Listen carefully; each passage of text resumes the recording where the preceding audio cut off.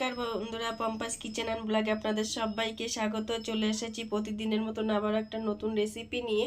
তো আজকে আমি বানাবো কিন্তু ঘরোয়া পদ্ধতিতে পিজা পরোটা। তো ঘরোয়া পদ্ধতিতে পিজা পরোটা আমি কিভাবে বানাচ্ছি দেখতে থাকুন, আশা করছি সবার ভালো লাগবে।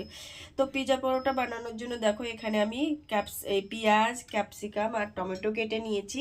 আর এখানে চিজ, আমুলের চিজ কিউবগুলো থাকে সেগুলো আমি 3খানা গ্রেট করে নিয়েছি। আর এখানে নিয়েছি আমি নর্মাল আটা ময়দা মেখে, এটা আমি বেলবো তার জন্য।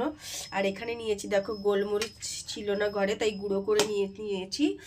আর এখানে দেখো এই যে অরিগানো নিয়েছি। আর লাগবে আমার তার সঙ্গে টমেটো সস। ব্যাস এই কটা জিনিসে আমার হয়ে যাবে। তো দেখতে থাকুন, প্রসেসটা পুরো আলাদাভাবে আমি করব, দেখতে থাকুন। খুবই ইজি রেসিপি আর ঘরোয়া পদ্ধতিতে ঘরের সব জিনিস দিয়ে একদম রেডি হয়ে যাবে। তো দেখতে থাকুন, আশা করছি ভালো লাগবে। তো দেখো বন্ধুরা, প্রথমে আমি গ্যাসের মধ্যে একটা কড়াই বসিয়ে দিয়েছি। ভাবছো তো কড়াই দিয়ে কি করব? তো দেখো কড়াইতে একদম সামান্য একটু সাদা তেল দিয়ে দিলাম। তো তেলটাকে একটু গরম হতে দেবো। তো দেখো বন্ধুরা, তেলটা তো গরম হয়ে গেছে আর কড়াই গরম হয়ে গেছে। আর এখানে যে আমি সবজিগুলো নিয়েছি, ক্যাপসিকাম, পেঁয়াজ আর টমেটো। তো ক্যাপসিকাম আর পেঁয়াজটা আমি একটু হালকা ভেজে নেব, কারণ আমরা অনেকেরই গাছে কাঁচা খেতে খুবই অসুবিধা হয়। তো আমি এটাকে একটু হালকা খালি সাঁতলে নেব, ভাজবো না কিন্তু পুরোপুরি, খালি সাঁতলে নেব। তো ক্যাপসিকাম আর পেঁয়াজটাকে দিয়ে দিচ্ছি।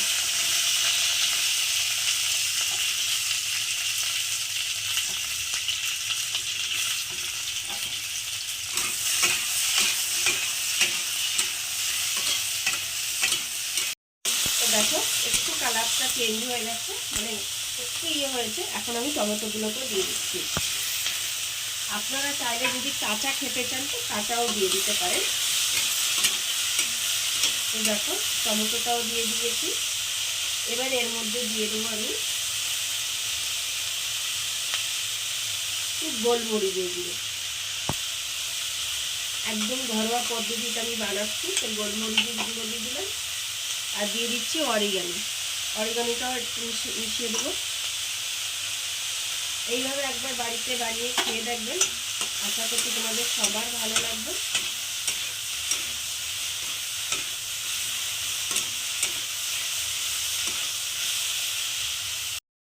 দেখো এবার একটুখানি সামান্য নুন আমি দিয়ে দিচ্ছি এর মধ্যে, একদম সামান্য একটু নুন দিয়ে দিলাম।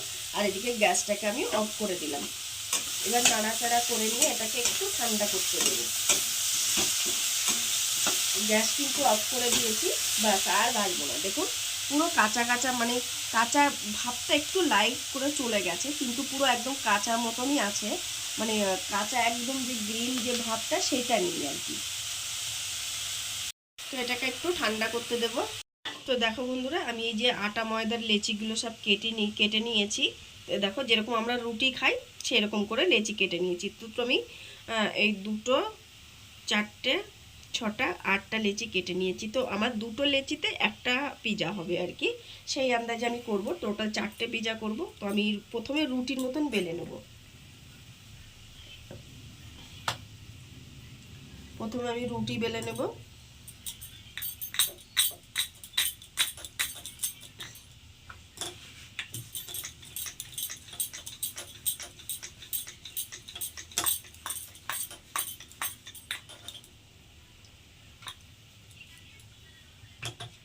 তো দেখো এই যে রুটি বেলে নিলাম একটা। আর একটা রুটিকে আমি এইভাবে বেলে নেবো সেম ভাবে।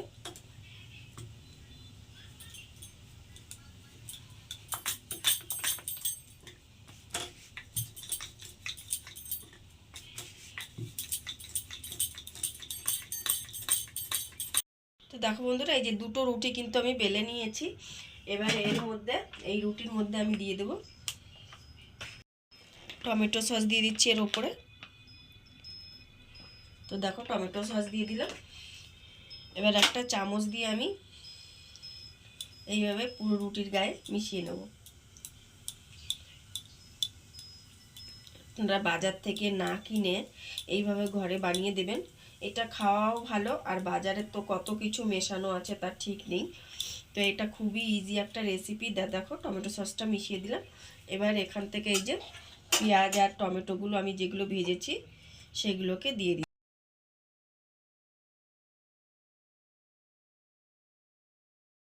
দিচ্ছি।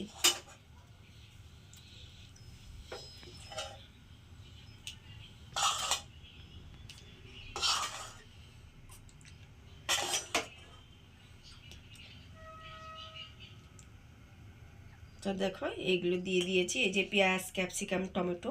আপনারা চাইলে এই জিনিসগুলোকে কাঁচা দিতে পারেন, তারপর ওপর থেকে গোলমরিচ আর অরিগানোটা ছড়িয়ে দিতে পারেন।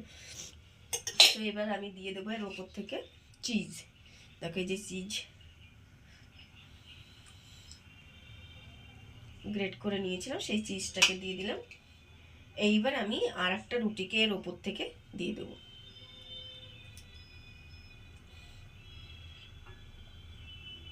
তো আর একটা রুটিকে দিয়ে দিলাম। এবার আমি একটা কাঁটা চামচ নিয়ে এইভাবে মুখগুলোকে একটু চেপে চেপে দেবো।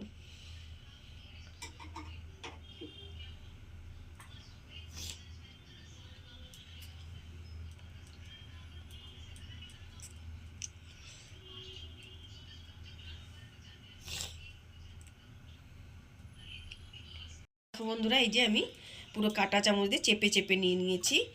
আর এবার এটাকে তুলে আমি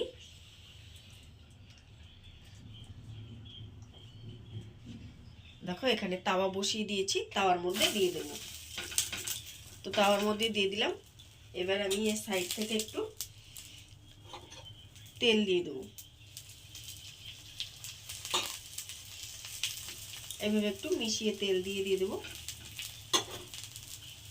তো দেখো আমি একটা ঢাকনা দিয়ে নিয়েছি। এই ঢাকনাটা দিয়ে আমি এটাকে জাস্ট 2 থেকে 3 মিনিট মানে ঢেকে দেব।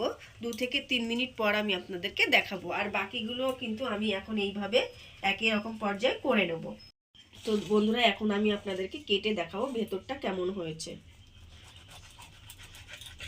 জাস্ট অনেক গরম কিন্তু এখন।